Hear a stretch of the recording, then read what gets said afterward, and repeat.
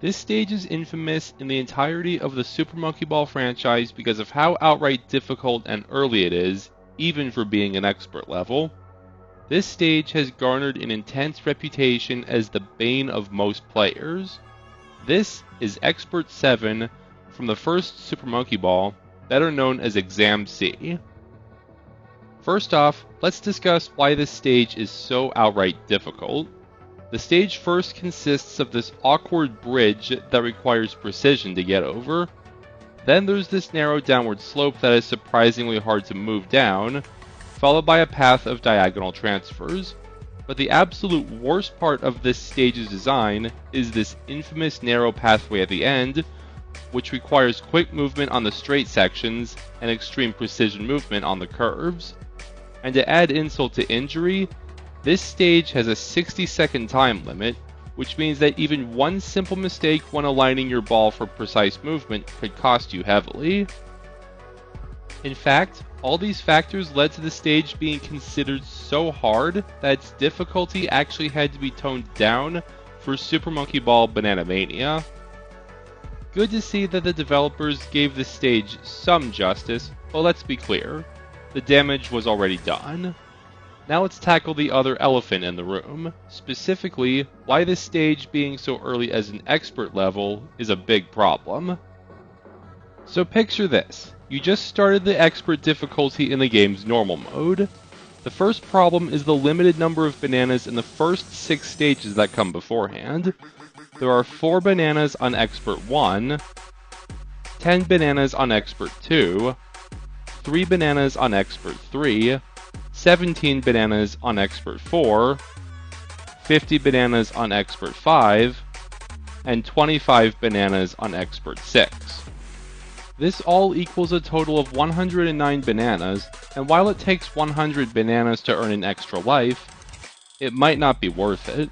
Notably, the Warp Goal path on Expert 2 requires precision to move upwards, and you might not get both banana bunches on Expert 6, so you likely won't be able to get any extra lives before you even get to Expert 7.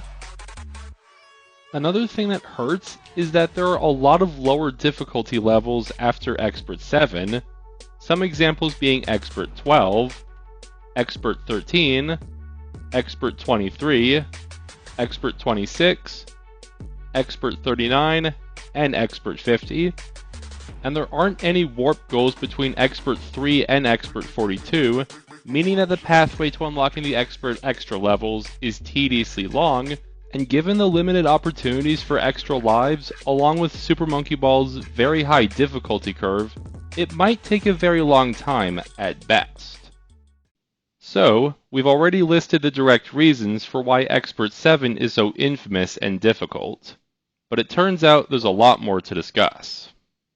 In various arcade-style video games exists a term called continues.